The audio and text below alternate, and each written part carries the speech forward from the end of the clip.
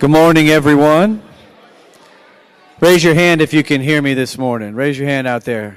All right, good to see you all. I want to take a moment as our panelists make their way to the stage let's take a moment and thank Carol and Richard Pearsall and all those who helped prepare this meal for us today. We are so fortunate as a congregation to have people willing to cook for our entire church. And most churches this size don't have that. So we're very, very grateful to them and to all that they bring to our church. Thank you for being here today on Palm Sunday. Thank you for taking the time to view the art installation of the Stations of the Cross, painted by men condemned to die on death row here in America. We hope that this is an invitation for you to walk this Holy Week journey over the next 7 days. And we want you to take this week seriously. And remember to come out with us Wednesday evening for our intergenerational event and also for Good Friday. Good Friday. Well, I'm very excited about this panel that we have today. We are celebrating, I know it's April and not March anymore, but we couldn't find a good Sunday in March. So here on the first Sunday of April, we are still celebrating women's history. And women have had an incredibly powerful role in the life of our church and its history.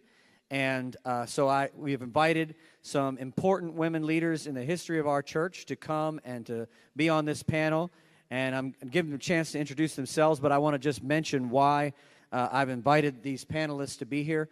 Reverend Wabram Koira, who served as executive minister at our church, was baptized by Carlisle Marney, if I remember, and ordained by Jean Owens, and was the first woman ordained in our church's history. So that's amazing. You said everything I was going to say, so I can leave now? No, you can't. She said, I've said everything she's going to say. No, there's going to be a lot more. And so I'm really grateful that Robin here, who served in a crucial time of interim between Steve Shoemaker and the hiring of another pastor who some of you know. And so, we're grateful for her service. Also, Suzette Buchan asked her to be on the panel because Suzette served as chair of deacons, amongst many other things. I'm not going to get the whole bio of these women leaders right. Just trust it that I'm giving the top level of a bio that is pages and pages long. Suzette Buchan served as chair of deacons for 2 years during a crucial moment when we were building the Cornwell Center, and the church was under some legal issues, and she had a lot of scrutiny at that time and served rather faithfully through that moment in a very difficult time in the life of the church. And also Tara Harris, who was chair of the Board of Deacons recently in 2019, and was the youngest woman ever to chair the Board of Deacons at Myers Park Baptist Church. Yes, sir.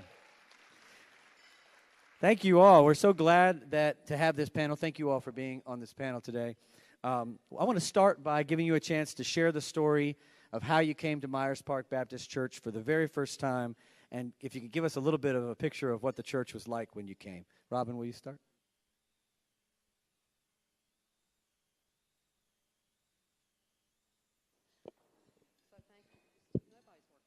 Check. Here, try this.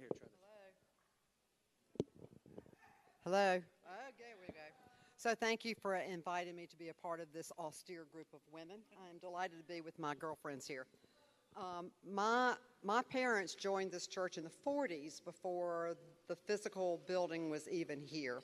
And during those days, the members of the church worshiped over at Bell Chapel. It was then Queens College, which is now Queens University, until the sanctuary was the first building that was built. But so I was born into the church, and my earliest recollections are family night dinners. And we had those in Quonset huts. Who remembers what a Quonset hut is? They were huts that were used, I think, during World War II, right, Sam? And these were, they were like military installation, but they were temporary things that we used here. And that's where we have our Thursday night family night dinner. And then after the education building was built, which was right over here where the youth hall is where we had family night dinners. And I believe one of those little rooms back there is where Dr. Heaton had his office for the longest time.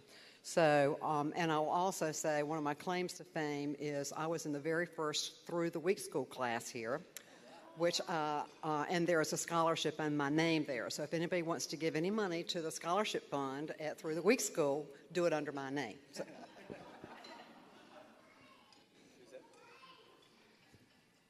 my first time at Myers Park Baptist Church was the day I got married.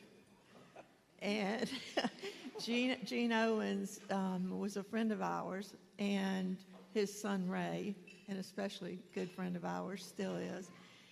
And when John and I decided to get married, we wanted Gene Owens to marry us. So we asked him, and Gene's reply was, "I'm not going to walk across the street to marry you," because we were going to get married at Queen's Chapel. And I said, "Well, then you won't be able to marry us because your policy is that you have to be a member of the church to be able to be married in the church." And he said, "You just don't worry about that. I'm going to take care of it." And he did. And we were married in the church. And that was the first day that I came to church here. And 4 or 5 years later, after a lot of volunteering, a lot of projects, and regular attendance, we still had not joined the church. So we got a handwritten piece of paper from Gene Owens telling us that, okay, it's past time. Do it. And so we did. We did. And we've been here ever since. At that time, from the church, I was trying to remember what it was like. It was a very bustling church full of lots of children and people of all ages. And I learned quickly that the great generation were the ones who really controlled this church. They worked the hardest. They were here. It was just an incredible place. And then those baby boomers like me, and I was at kind of the top end of the baby boomers, we came here with our young families and tried to learn how to do all the work of this church from the great generation. So that was my introduction.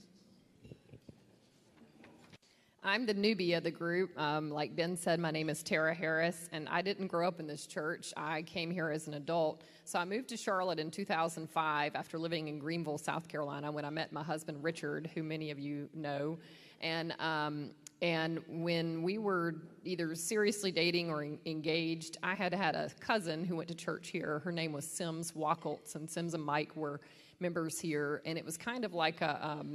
I don't want to be jokey about it, but it was kind of a thing of having grown up kind of staunchly Southern Baptist. I'd heard from some friends and heard from some cousins, like, this is a Baptist church that you can go to, you know, and I thought, okay, this sounds interesting, because I wasn't really necessarily interested in Baptist life at that juncture in my life. But so started visiting and loved what I found, loved hearing Steve Shoemaker from the pulpit, loved the music, loved what I was seeing, loved what I was hearing, loved the messages that I was getting. And so we kind of, we dove right in and joined in January of 2008. And so, you know, the church was a place of, I think it was a place of welcome. It was a place of questions where you didn't necessarily have to have the answers. You could really kind of live into the questions. And it was a place of just deep welcome and openness to Richard and me at that time, to be a young couple who had just gotten married and wanted to join a church and be part of something that was bigger than we were. Thank you. The next question I wanted to get into, and Robin, you'll have to kind of think about how you want to answer this, but what are the biggest difference between what Myers Park Baptist Church is like today and the church or churches that you grew up in as a child? I'm going to pass on this and use my time that I would use for this answer for another answer. Okay, great. Suzette, it's on you. Okay, I'm a native Charlottean. I grew up in Pritchard Memorial Baptist Church over on South Boulevard in Dilworth. And there were many wonderful things about being in that church when I was a child. We had lots of children. A lot of them, we went to school together and church together. Steve Shoemaker's dad, Hal Shoemaker, was the minister of music when I was a teenager, and with the high school group, he was able to take us all over everywhere singing, and it was fabulous. So Steve Shoemaker and his twin sister Susan and I were all in the same class. So I knew Steve Shoemaker from third grade. I learned through my high school years that Pritchard was probably not the church for me. By that time, I had learned enough to know that there were other perspectives. And so when I graduated high school and went to college, I never went back to Pritchard. And actually, I didn't even go back to church until I came to Myers Park Baptist. So, you know, the difference was very distinct. And as I've gotten older, I realized how much so. Back then, I just thought, you know, I just don't believe that that's true, what the minister is saying. That's not making sense to me. And we would have a family lunch that my mother somehow miraculously cooked and had ready as soon as we got home. And we all sat down together, and we always talked about the service. And my dad was the deacon chair, and, you know, he wanted to know, well, what'd you think? What'd you think? And as I got more into it, I realized that if I said something, it was probably going to make my mother cry. So I just said, oh, yeah, well, I thought it was not great, you know. But anyway, that's kind of the experience I had with church until I came here. And I knew, and I still do know, that this is the only church I would ever be a member of. So I would say the differences between, let's say, Myers Park Baptist Church today and the church or churches I grew up in are vast. I grew up in the Southern Baptist tradition, as many of you in this room did or have, and I've talked about it with some of you. You know, I don't want to be a big indictment of that tradition because that's not helpful, right? But I was actually thinking about us being up here as women, and I was thinking, well, what are those vast differences? And they're once again vast, right? Because you think of a tradition where the women were not ministers, not allowed to be ministers. As time has progressed, I think of things my own mom has experienced, and she doesn't even necessarily agree with this policy, but, you know, this idea that today a woman wouldn't be encouraged to be a Sunday school teacher of a mixed adult class where there are men and women in the class because the woman would be teaching Sunday school to men, and that would not be acceptable in today's world. And so I'd say the differences have been vast. You know, there has been, I applaud Ben for today's sermon. When we think about issues that grip our society, and we think about something like gun violence and, you know, the idea of children or people crying out, God save us, and that idea that they're not necessarily saying, save me for the great by and by, right? Save me from a life of, save me with a fire insurance policy, if you will. They're talking about issues that are facing real human beings today, and that is maybe a vast difference between the tradition I grew up in and this church life that I have adopted now, which is my church life and my walk with God here, because of knowing that God save us is something that's very real and present with issues that we're facing right here on earth. Thanks, Tara. We'll start with you, Robin. What have been the most important and meaningful moments for you as a member of Myers Park? Probably the most impactful thing that happened to me as a young person was in the 60s. And Temple Bethel was housed on Providence Road where Briar Creek is. And it was a contemporary-looking building with a white front on it. And at some point during a weekend night, some vandals painted a black swastika on their front of their temple.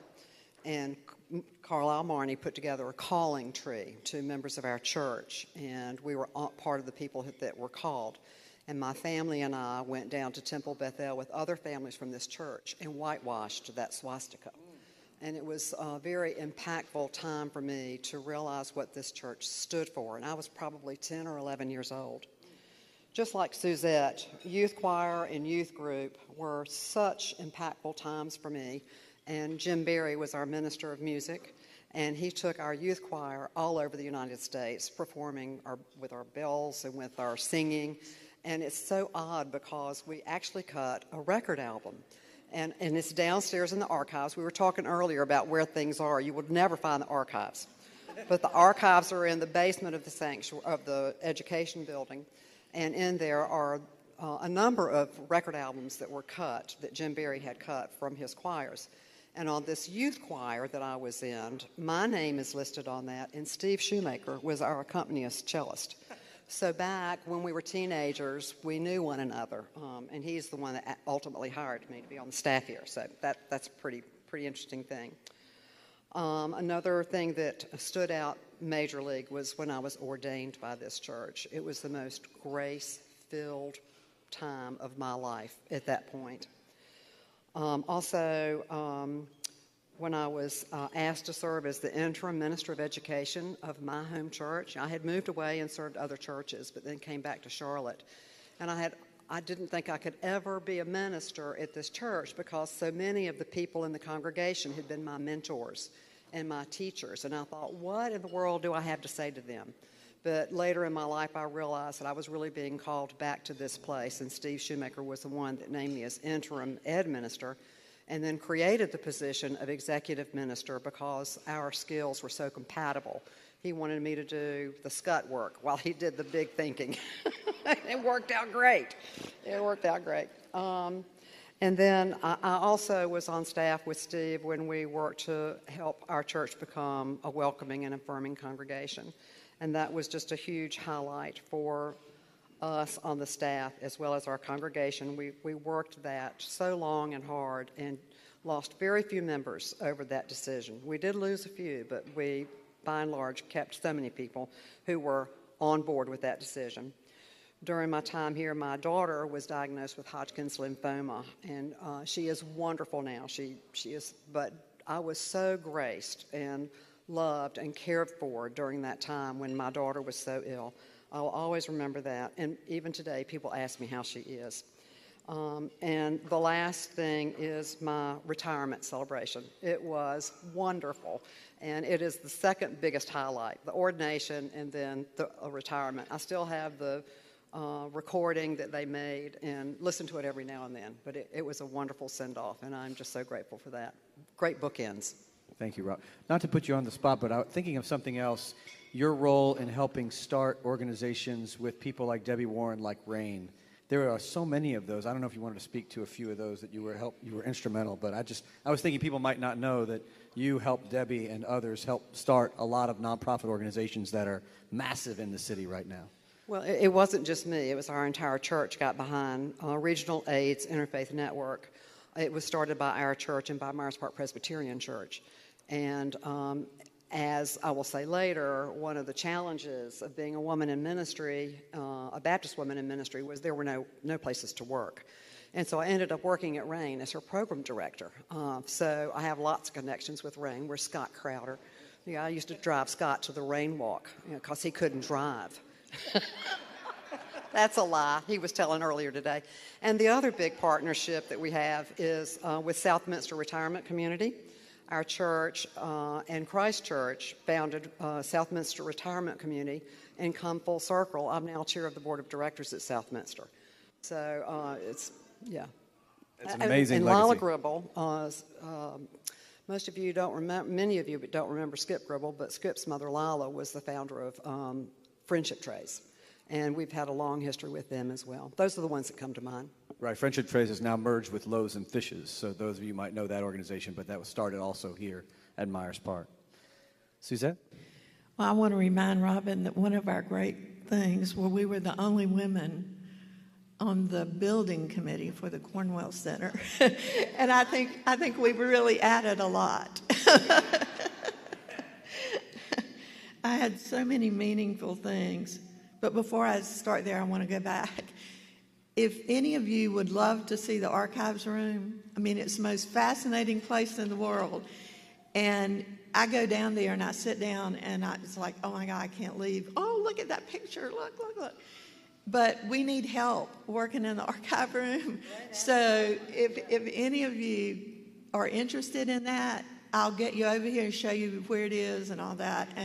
But we are looking for some folks who can keep it organized and maybe discard things that aren't quite as important as they used to be. But thanks. Well, the first of my meaningful experiences here was my unlawful wedding.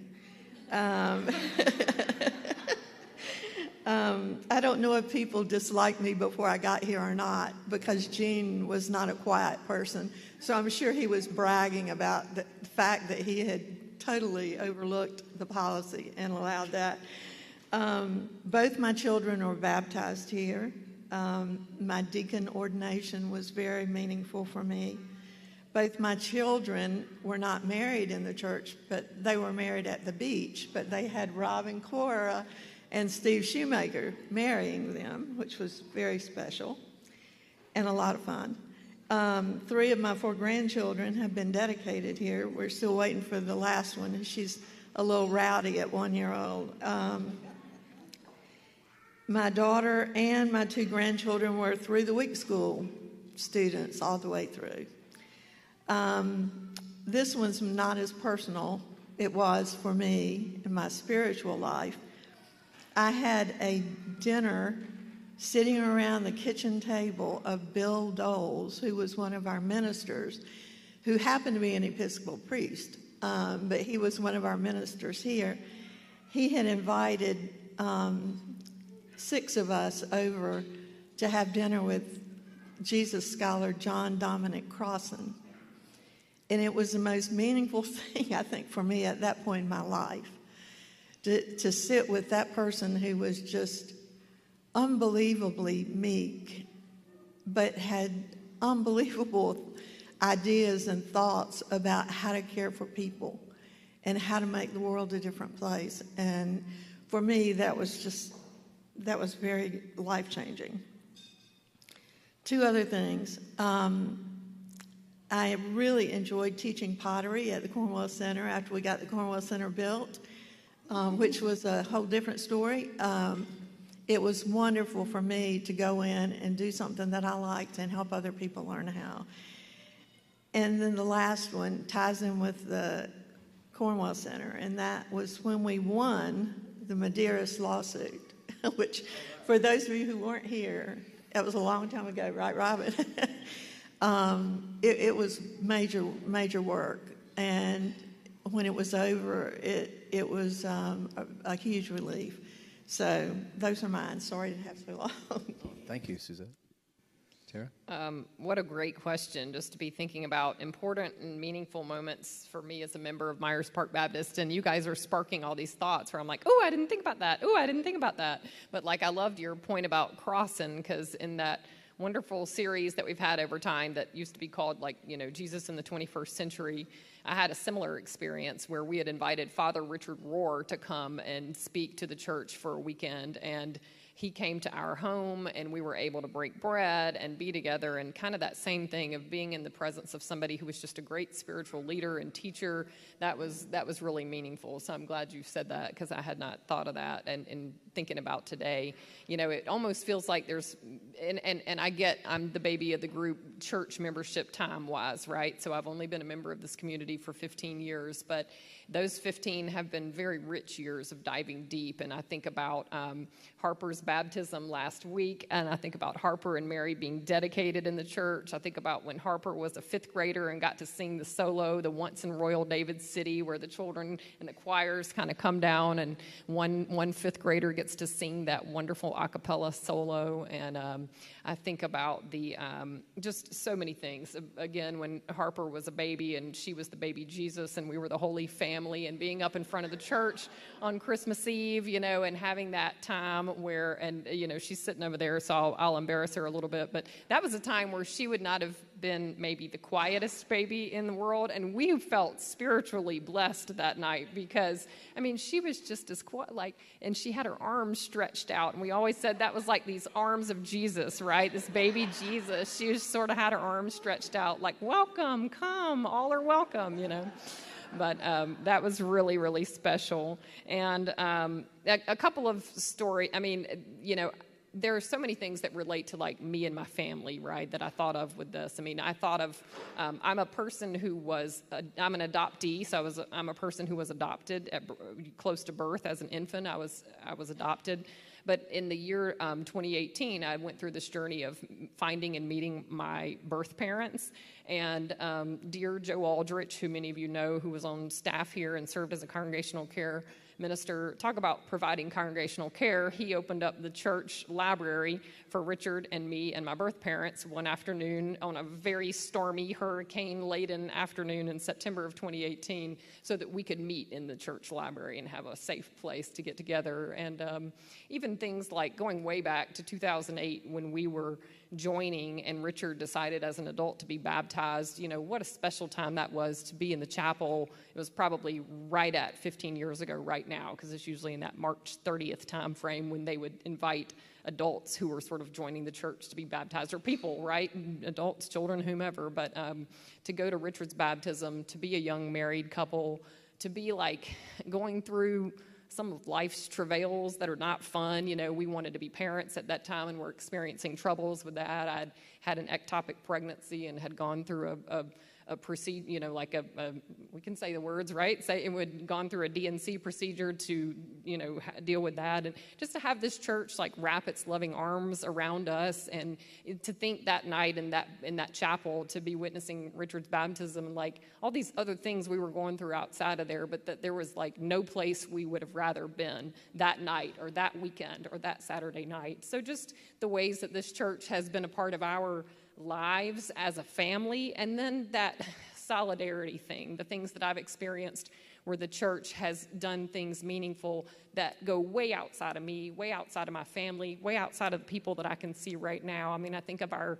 pilgrimage in 2018 when we went down to Lumpkin, Georgia, and we went to Stewart Detention Center where people are detained, primarily men who are detained for alleged, immigration violations, and where we stood in solidarity on the grounds there, talked to the guards, prayed, made prayer circles, read scripture, talked to people who were visiting, and just, to think of all the ways where we engage in direct action in the world, right? It may not look the way that you anticipate it looking.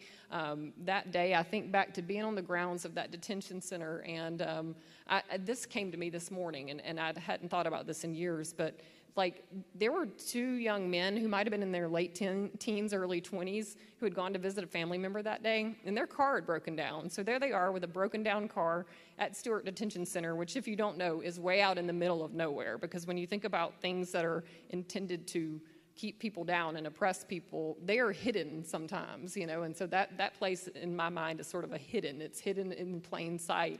And so the people on our bus, we were able to help them in terms of getting the tow truck there, giving them money to repair their car, and that felt like direct action to me. That felt like standing in solidarity with people in the same way that was discussed in today's sermon. What are we called to do, right? Stand in solidarity with those who are already being crucified on this earth. And so that's been really meaningful to me in being part of this community. Thanks, Tara. Each of you have been leaders both inside and outside the church. And so I wondered if you could speak to your experience being a woman leader in the city of Charlotte and also in Myers Park Baptist Church. What have been some of the unique challenges or obstacles that you've faced as a woman leader in our city and in our church? Well, that's very easy for me to answer because I was so early into going to seminary. And there were very few women who were in seminary when I went. And so I was on that cutting edge. And I went to Southeastern Baptist Theological Seminary, which was the original campus of Wake Forest University. And that was when that campus and Southern Seminary were both still good seminaries. They had not been taken over by the fundamentalist movement yet. But even being a woman, and because I was a divorced woman, I had to go through all kinds of scrutiny. It was like I had the scarlet letter A on my chest or something before I could be admitted. And then they wouldn't put me in housing there at the seminary. I had to have housing in Raleigh. So I would commute. And there were some other married couples in Raleigh, too. But it was just very discriminating. And then when I found out after I got my MDiv and got out of seminary, there were no jobs for women. So, well, why did I do all this? And there was a little church down on Lake Wiley. It's called River Hills Community Church, and it was an ecumenical church. And I was able to be hired there as their minister of education. So that was my first job out of seminary. And oddly enough, we had 3 couples who had been very good friends of my family's, who were members of this church, had moved down to the lake, and they were members of River Hills Community Church. So it was wonderful having those familiar faces in the congregation. So then Chuck and I moved to New York, and I served an American Baptist church up there, which the difference between the South and the North, y'all know that the Baptist church split during the Civil War. And so the American Baptist church were the ones who were against slavery, and the Southern Baptist church were the ones for slavery. So the American Baptist churches, which was the northern church of the Baptist church, the Northern Baptists became American Baptists, and they were so much more liberal in everything that they did. And I loved working in that little church and was very involved in the community. And there were by that time, there were other women in other denominations who were serving in our community in Ridgewood, New Jersey, where we were. And we formed a little women's clergy group, and we'd go on retreats together. We had a nun as our group, in our group too. It was fabulous. So we moved back to Charlotte, and there was still no place for me to work. So that's when I went to work for RAIN. And then I also became very involved in African-American politics. I worked for Harvey Gantt, who was running for Senate in 1990, and worked on his campaign. Unfortunately, we did not win that election, but his campaign manager, Mel Watt, and I became very good friends. And Mel was running for a new congressional seat in 92 that had been created by the census. North Carolina got a new congressional seat. So he called me and asked me to work on his campaign, which I did, and we won that election. And I really felt called to this work. It was an extension of my ministry. And every place I worked, I was trying to find a place where I could live out my ministry. And I felt very good about that kind of work, and we got him elected, and he asked me to be a part of his congressional staff. So I was a U.S. congressional staffer for 2.5 years. I worked in his district office here in Charlotte, but I was back and forth to Washington a lot. And then after that, I got involved in some nonprofit work and did not work, but did things that fulfilled my calling, and then came on the staff. But through it all, in hindsight, I realized I was a trailblazer. Didn't know it then, but know it now. And that feels really good, that I opened the doors for ministry for other young women and have served as a mentor for so many other young women who were coming up and doing a phenomenal job. You know, it was never anybody's dream in my generation to be the senior pastor of a church, and now there are probably more senior pastor women than there are men. But in any case, it's a journey that I would do again, and I'm very proud of the work that I've done. Thank you. Susan? Right out of college, I got my first real job at the former First Union Bank here in Charlotte. It's now Wells Fargo. And realized pretty quickly there were a lot of women who worked there, but they weren't leaders. And we had one woman officer in the whole bank, statewide bank at that time. And she retired right after I got there. And so we had none. And I was in HR. And our CEO at the time called me up and said, I've got a big project for you. I want you to be the equal opportunity officer for the corporation. And we need to integrate this organization, and we need to do it in a very fast and effective way. So that was my introduction to things that happened over and over again. I was always one of the only men. And I always thought, well, okay, I grew up, I was the only girl in my family with 2 brothers. I had an older one and a younger one, so I got it from both sides. And it really helped me a lot. And my mother helped me because my mother had 6 brothers. And she was the kindest, most patient woman in the universe. But she had a way of getting what she needed done in a very nice way. And I learned from that something that Ben has heard me say several times. The golden rule is what I try to live my life by. And that's treat other people the way you want to be treated. And, you know, it has helped me tremendously. And so when I've been up against somebody who was rude and superior and obnoxious and all the other words, I would always just think, okay, this is ridiculous. So how would I want to be treated? And so I do that. And it helped me a lot all through my career, 20-year career at that organization. I have one story to tell you about a person that I got to work with that most of you, I think, will know the name.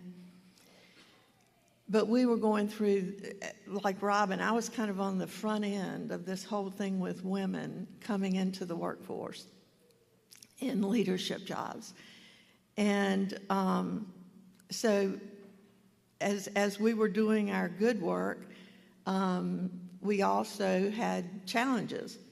And one of them was a class action lawsuit that was filed by Julius Chambers against our organization for racial discrimination.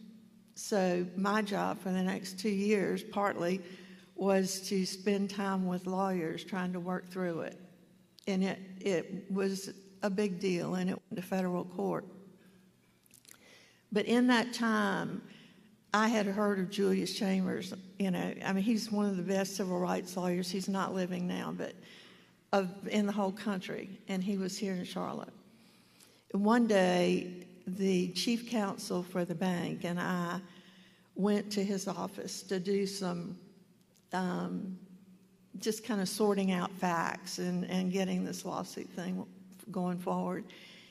And the chief counsel got an emergency call, and he had driven us to the office of Julius Chambers. So he left, and I stayed, and we finished our work.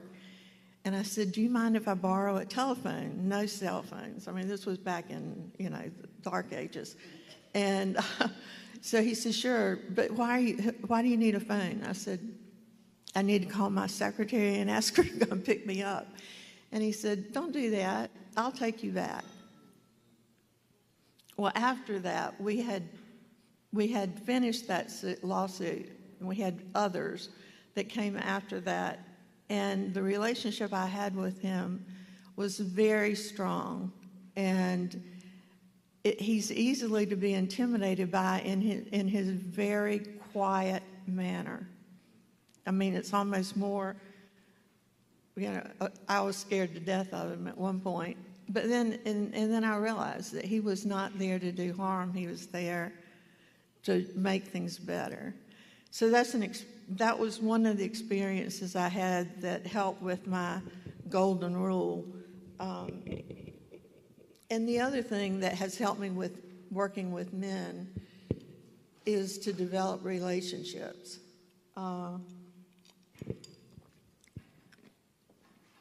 I think I've got about 10 pounds of pollen in my throat. Relationships to me are really important. I feel like if you establish a relationship with somebody, the chances of doing anything that you want to do going forward are much greater. It just is, to me, it's critical. And as I said, I had a lot of experiences that were difficult, but when I had established those relationships, I could have conversation, I could get things done, and get things done successfully. So that's those two things have been kind of my mantra. And I haven't had all smooth sailing. I don't want to let you think that I just kind of cruised through my career without other things. I've had times when I've had to be escorted to my car in the parking deck for fear that I was not going to hurt anybody, for fear that I would be hurt. I had threats to burn down my house, to bulldoze my house. and I have had to drop to the ground for fear of being hit with a bullet. So I never would have planned that. I mean, and I didn't, I didn't get hurt, thank goodness. But those were the kinds of things that have shaped me so that when I came to a place like this to do volunteer work, I felt like I had a lot of experience that helped me. But doing it from this side gave me an even different perspective. And so that's why I have spent so much of my time as a volunteer here, and I wouldn't change it for anything. Thank you, Suzette. Tara? Thanks. I guess in thinking about me as a leader in or outside of this church, I don't know. It's hard, right? I resonate with so much of what Robin and Suzette have said about kind of being the only woman in a room. That's a phenomenon that has been a huge part of my life. I won't delve.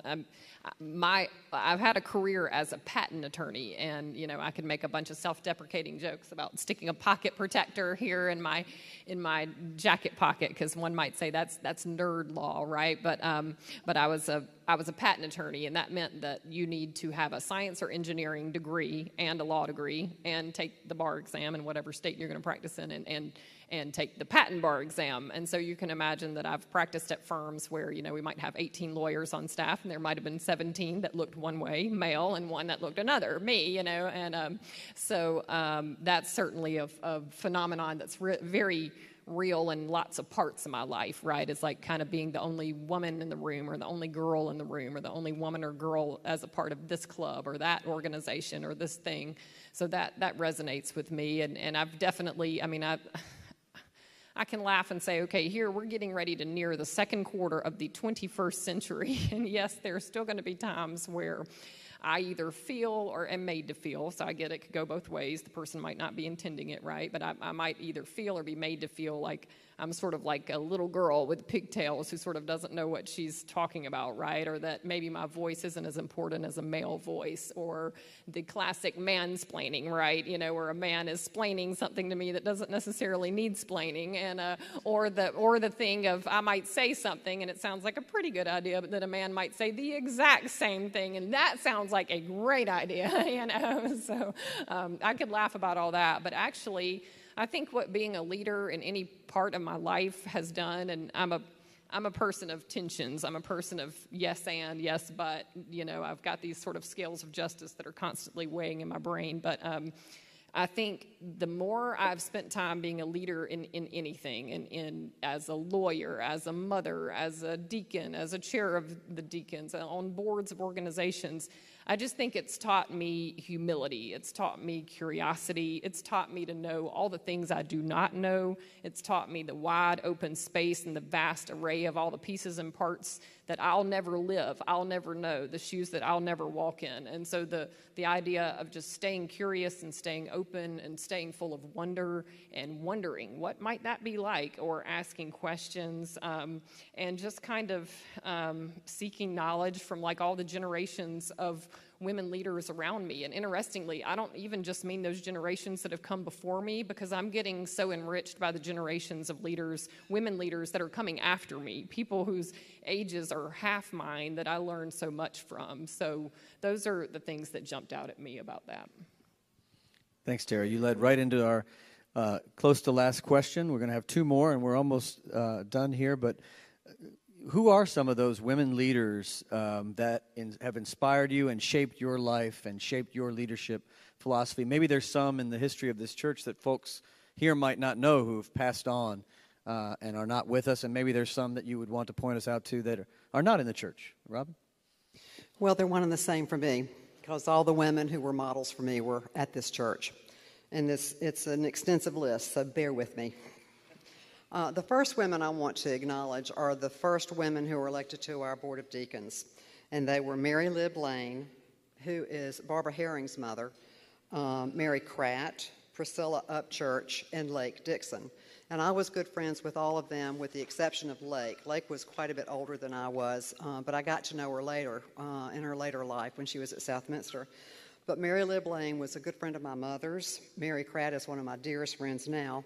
And Priscilla Upchurch was one of our founding family members, and her nickname was Saint Priscilla. And she was a wiry old woman and just gritty, and I loved her. And I have to mention our first female chair of the Board of Deacons, Bonnie Cohn. And Bonnie is the reason we have the University of North Carolina at Charlotte. And Bonnie was this short-statured woman with the gentlest Southern accent, and no men could ever say no to Bonnie.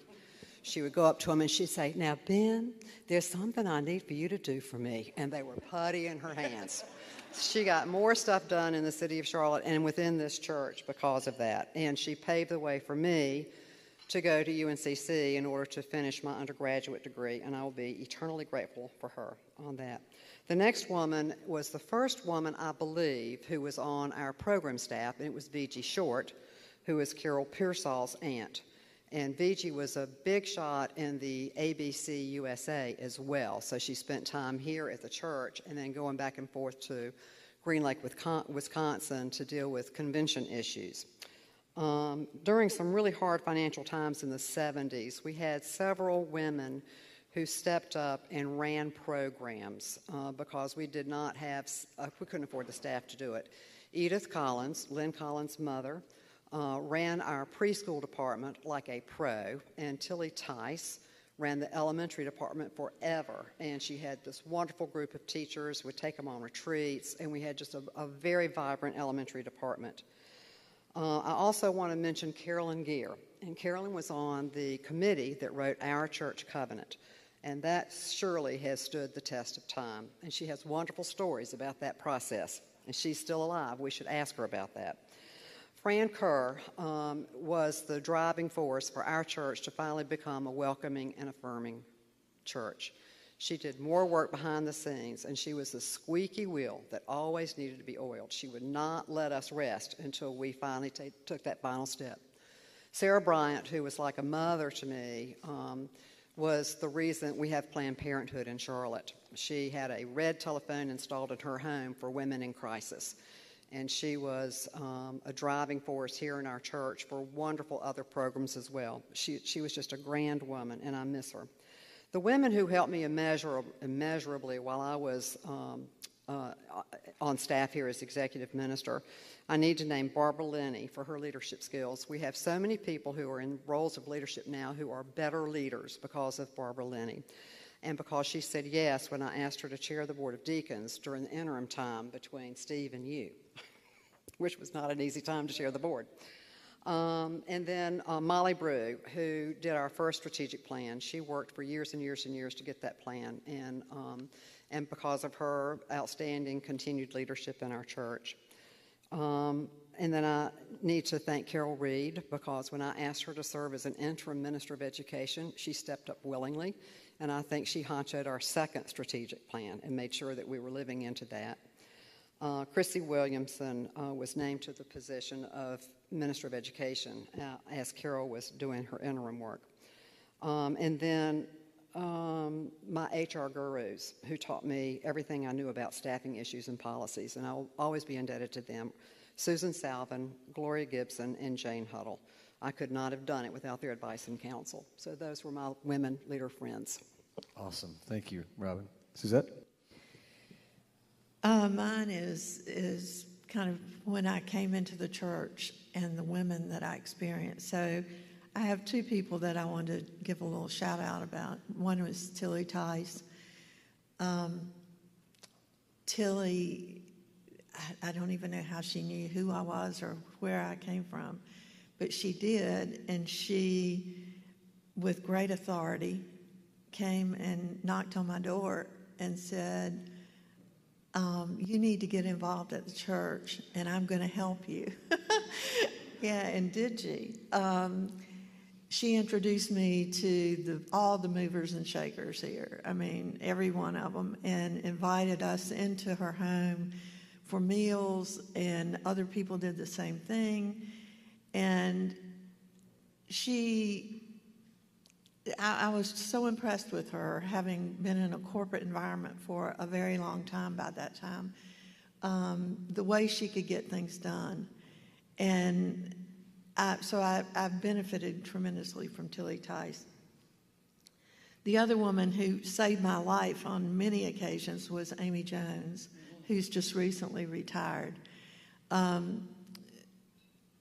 Amy was hired at the same time that I became the first year of my deacon chair job.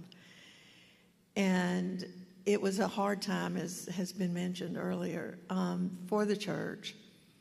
And I honest to God think I would have failed tremendously if it hadn't been for Amy Jones.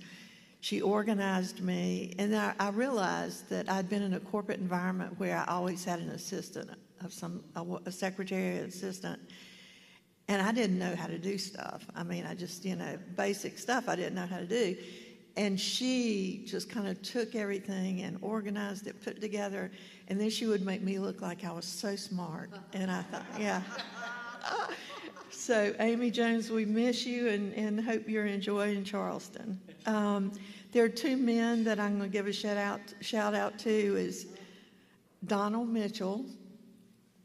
I'm sure most of you don't know Donald Mitchell. He was hired to be our interim senior minister, and we loved him so much. He was here 2.5 years, and then he's retired, and we had offered him the job because he was just what we needed during that period of time, just what we needed.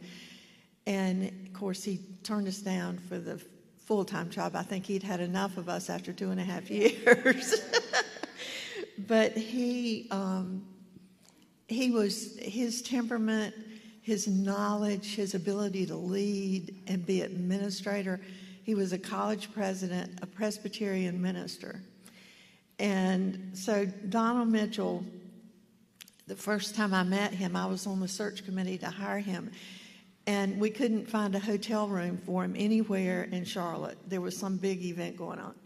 And so Grace Pfeiffer, who was the executive assistant over in the office, she said, okay, I'm just going to have to move down now and look at bed and breakfast places. And I said, well, just find something, whatever will work.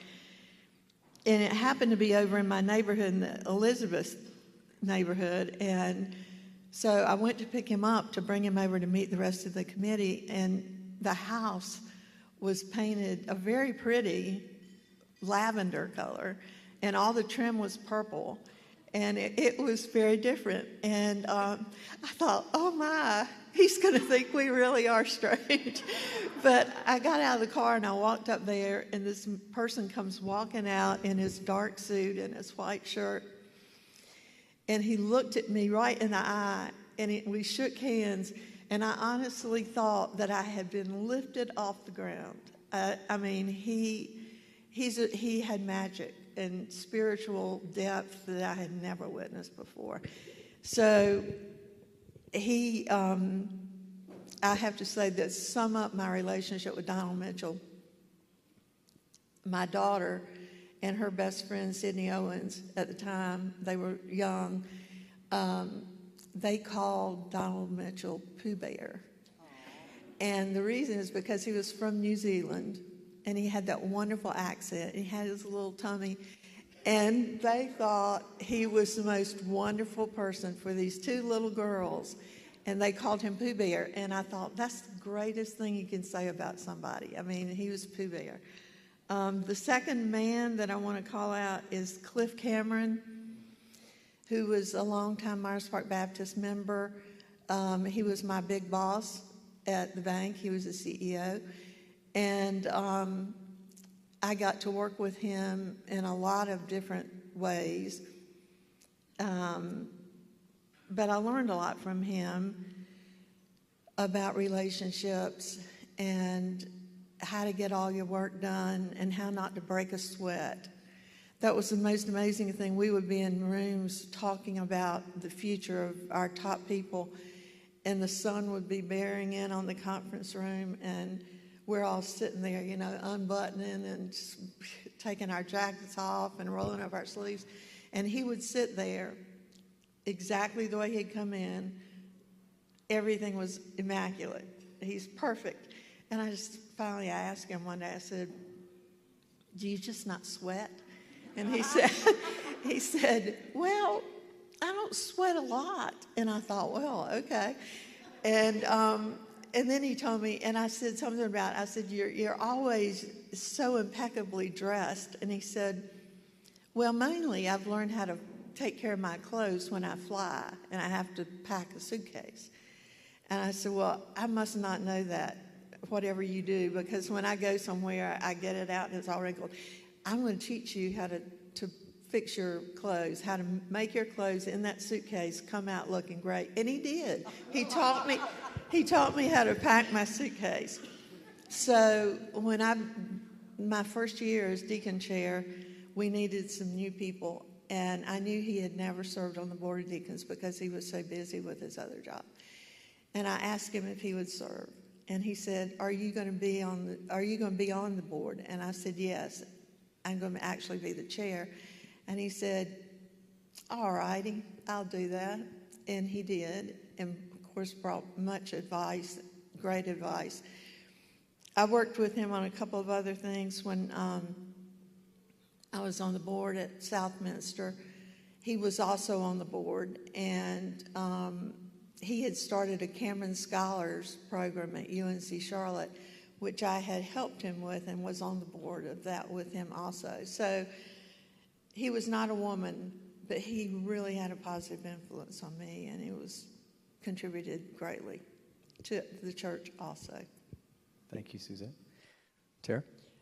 Sure. Thinking about some of the women leaders here who've been really inspirational and meaningful to me, I think of Cheryl Patterson so fondly, just to be able to come into the church and start raising two who were babies at that time, and to be able to say, right, that the children's minister is a woman, and it's this person who, when you said that thing about spiritual magic, I always thought that Cheryl Patterson had such spiritual magic and made me a better woman and a better person and a better mother for sure. So I'm indebted to her. Definitely agree with the women on the panel regarding Tilly Tice and her leadership. I remember the first time that I got to experience it kind of real time. We were serving at we were on a Saturday morning event over at the YWCA near Park Road, and we were with the Women in Transition program, and we were having like a fun outing there. We were doing like a fall, make wreaths and have a snack and do coffee and just be together, building relationships that morning. And just the leadership that she brought that morning, she might not even remember like this one little teeny specific time, but just to see whether it was supplies or what needed to be said next, or the food, or the organization of the event, I was just like, wow, this person is really inspiring me. So also Janet Miller, Janet's leadership of our board of deacons, and I served not far after she served, and so we worked hard together, and just being able to really appreciate her sort of quiet yet wise leadership style. We've mentioned Chrissy Williamson today. I think about Chrissy just being, not just like a minister of education here in our church, and not just a woman that ultimately was cultivated to go on and be a senior pastor of a church, but somebody who was a friend to me and women who were similar in age to us. And we would do Bible studies together in a room up above the, education building on Tuesday mornings. And, we had little kids, and life was hard, and some of our friends had lost children, and we were going through life's ups and downs, and to be in that room and be with people that were not only church leaders, but were just your friends doing life together, and helping me cultivate relationships with women in this church who will be my lifelong friends, people that we'll spend our real life moments together, not just our church moments. Not that the two can't come together, but I'm glad you did the question writ large, because I've only been a member here 15 years, so there are going to be a lot of women in my life that were leaders and encouraged me that were in my life long before I ever heard that Myers Park Baptist existed. But what really popped, I was thinking about my teachers, and it was the women teachers who were black women teachers in my life that just popped into my mind as I was thinking about this, because I have a teacher, Miss Reynolds, who in my kindergarten/first grade time was just such an inspiration to me. And in high school, a teacher, Miss Piles, who taught us government, and she was like a national teacher of the year and such a great teacher. And she I remember talking with her son when she passed on, but like, you know, just people that teaching you these foundational things, right? Government and civics and, you know, 3 branches of government, executive, legislative, and judicial, and to think that like one day you're going to be sort of part of the system that she's teaching you about. And when I was like a young little high schooler and went to a governor's school down in Charleston, South Carolina, a woman, Deborah Gammons, who taught our law and society class, and it was just amazing, all the things she taught us. So I've just been lucky that, you know, I get that I'm a white woman, but that I have had these women who were black women teachers that just so powerful in my life, and such great leaders and people that I was able to admire and emulate. So they popped into my mind this morning as well. Thanks. Thank you, Tara. Our last question is, what's one hope you have for the future of Myers Park Baptist Church? Didn't say one hope. Well, so what's your hope for the future? You got to Wow. watch him, folks. Okay. You say as many hopes as you want, Robin. I'm going to. Okay. Okay, this is going to be short and sweet, though. I hope that we remain a church that is open to all and closed to none, which also means that not only are we open to all, but there is a place for all. That we will continue to be open to all new light while allowing folks to embrace the new light in their way and in their time. Finally, there's a quote from Carlisle Marney that hangs in my house in a place of prominence that I see every day of my life. And it reads, "Every day the believer must be born again and resume their journey. Every old answer is forbidden until some present urgency makes it new." We would be wise not only as individual followers of Jesus, but as a community of believers to allow these words to guide us. Amen. Thank you. Suzette? I would encourage building those strong relationships I talked about for a more robust church in every way. I would also hope that we can continue our progressive and caring work for our people in the church and in our community, and that we all remember to give of our time, our talents, and our resources. Thanks. Amen. Thank you, Suzette. Tara?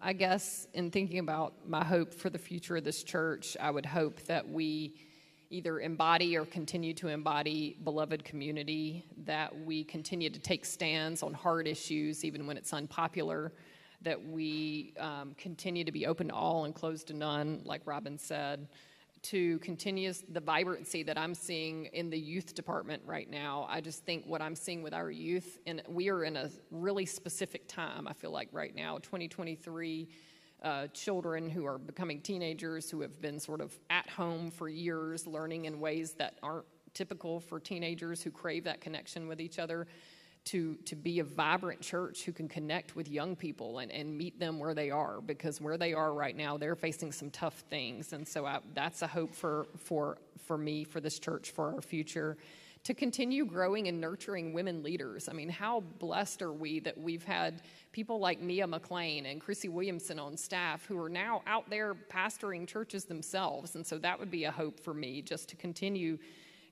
that work, to be a voice for the voiceless. I mean, there are a lot of people out there whose voices are not heard. And those of us in this room, those of us online, those of us who are part of this community, often we have a voice. And so to be a voice for the voiceless, to be sustainable, right? We keep hearing about the decline of church writ large in the world and in the United States and in the South.